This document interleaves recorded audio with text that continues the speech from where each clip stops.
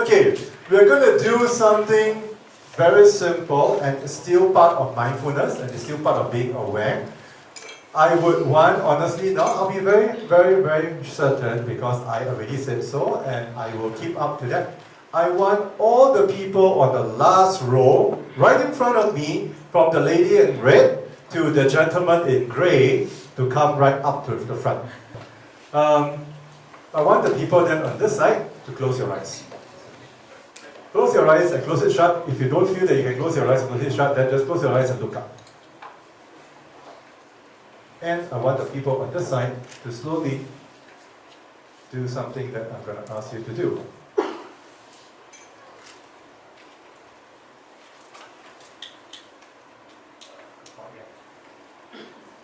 You will see a word, three words as an action that you need to do. Okay, you're going to look right across and you're going to start to describe. Just describe, not descriptive. Just describe, not descriptive. Like with a bit of gold. White and bottom, blue at the top. To the people who have your eyes closed, do you know what you're talking about? Were you aware you were talking about your shoes? Thank you. Now you can go back to your seat. Can we change our mind? Can I see a show of hands? Can we change our mind? How many of you said to change your mind is easy? Wow, only 2. 3. Okay. Can I have a volunteer to tell me why changing your mind is difficult? Anybody? This is hard, so I'm not going to throw it at anybody. So, okay, sure. Right. Why do you think changing your mind is hard? It depends on how old you are. Obviously, when we are much younger, it's easier to change. But when we become 80, things get a little bit challenging. Because first is that you probably feel like, okay, I live enough to perceive certain things in a certain way. Okay. How many of you agree with Mr. Jude here? Yeah, okay, how many of you agree with Christopher? A lot of you feel that you can't change your mind because actually, it's not that you cannot, it's because you're actually comfortable. Right? So, do you want to change your mind? It all, as what Christopher said, it depends. If you're comfortable, nothing's happening, you're okay, you're going to wake up, get out of the house, continue to earn a living, and then after that come home, enjoy the rest of your life, why should you change your mind? Right? However, to be mindful, if you have a vision, Einstein says, if you continue the same pattern, nothing changes. And if you don't change, which means you are actually not improving. Do we have a fixed mindset, or do we have a growth mindset? This group, you're going to start moving around, and you're going to come together and take the growth mindset and fight for it, which means you're going to support it and you say the growth mindset is the way to go. Okay? Like a debate, this group is going to challenge that. And you're going to say, big fix is just like what you mentioned earlier. I'm comfortable, I'm not getting out of my comfort zone, so I don't need to change, my habit is great.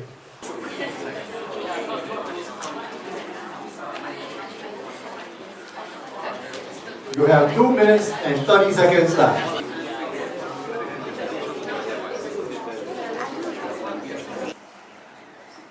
For the lady here, I don't see your tag, I can't see your name.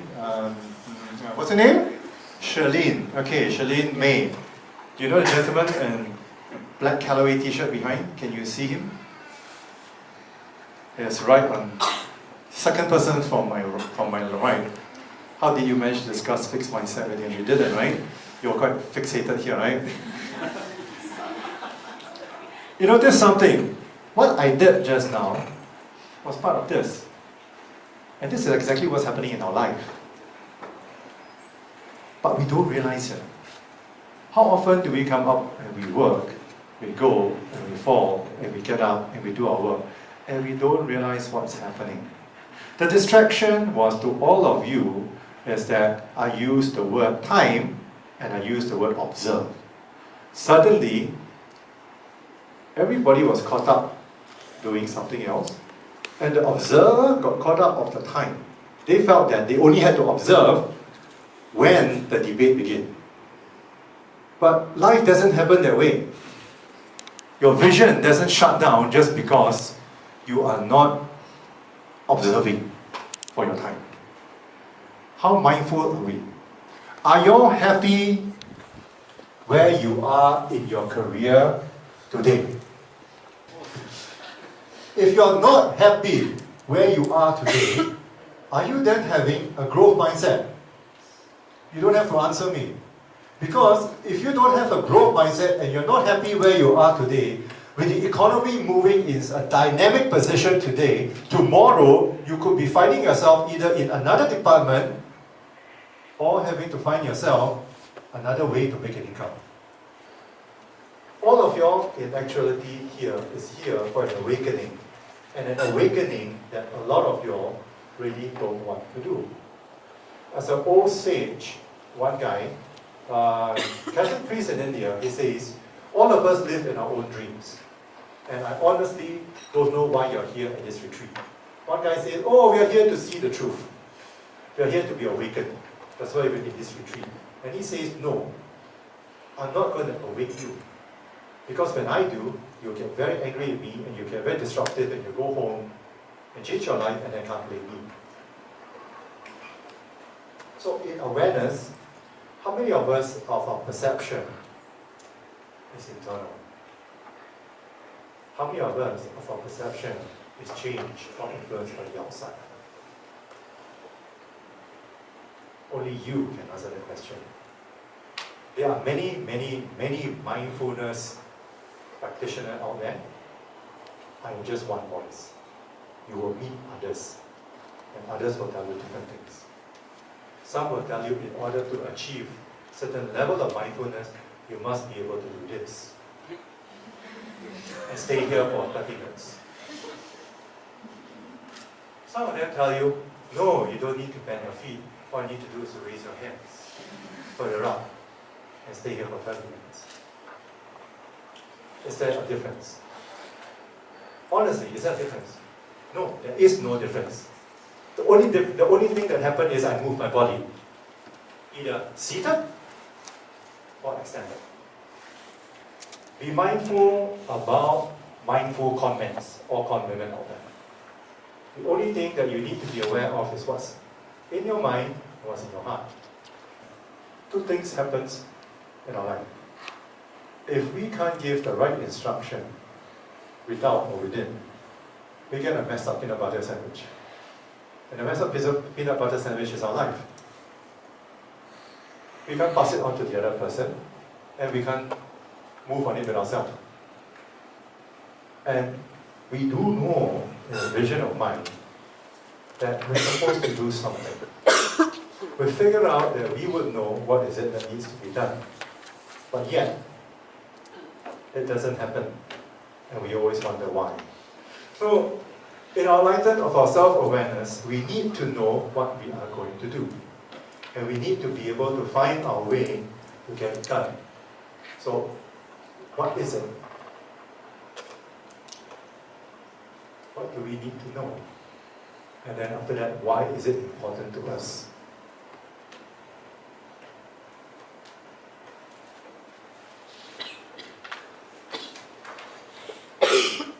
Is it really important to us? How many of the things that we have today, it's really important to us? How many of you all are aware of where you went today?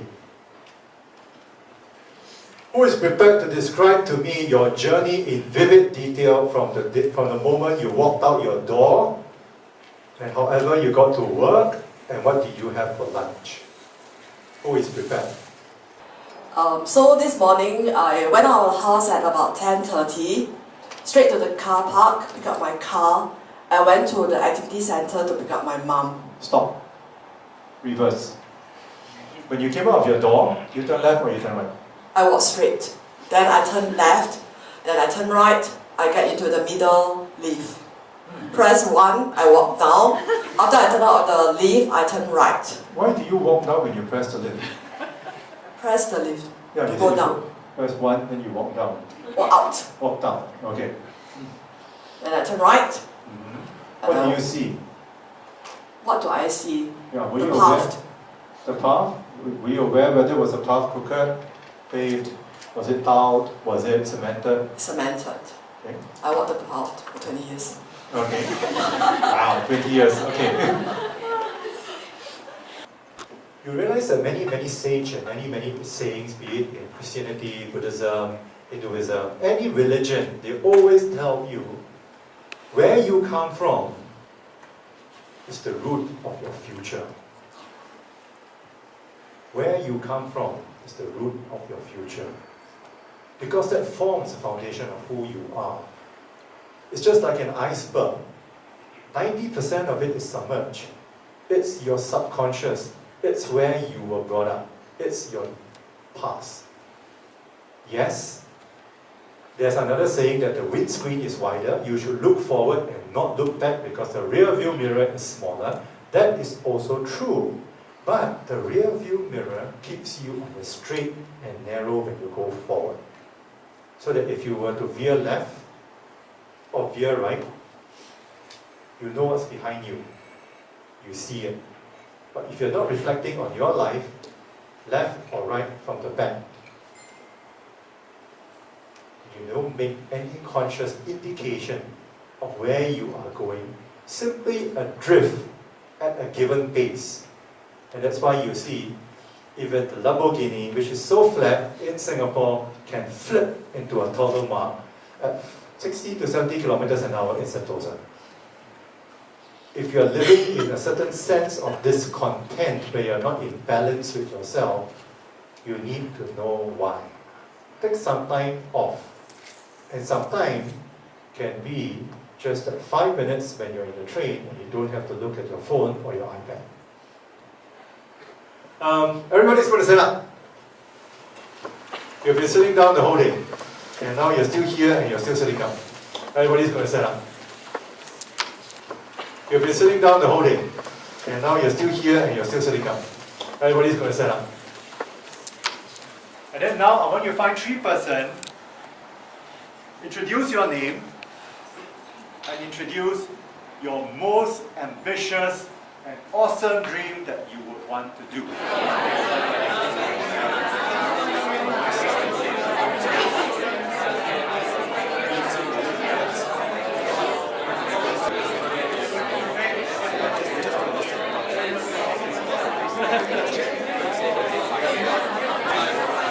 Okay, I see everybody is actually really with their cluster. I want all of you to really move. If you need to take your things with you, move!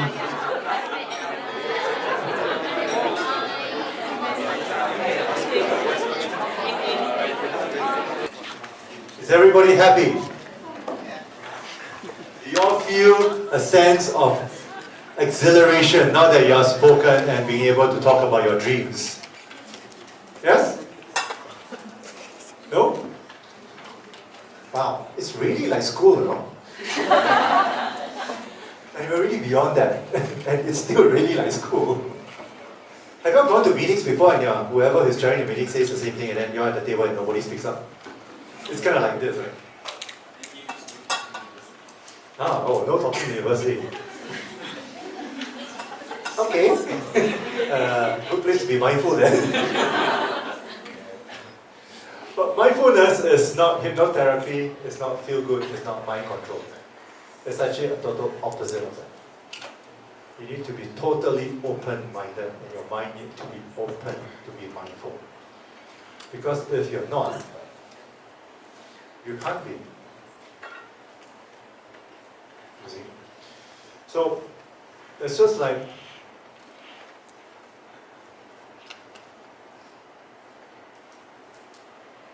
see, I stop talking, and then you're just staring, and you're just wondering what's going to happen next. Because we live in a world of anticipation. We live in a world of what do we want to do next. We're not, that's why we say we're not here. We need to be here. How many thoughts goes on in our head? Pretty incredible, right? I really salute the person who actually made this study. 2,500 to 3,300 thoughts per minute, if we round it up. Positive thoughts, passive thoughts, active, what do we do, what can we do, how? We are always thinking. Sometimes we are somewhere in between. Our mind, we have positive thoughts, we have negative thoughts. In being mindful is that we need to know when can we take control. Thank you.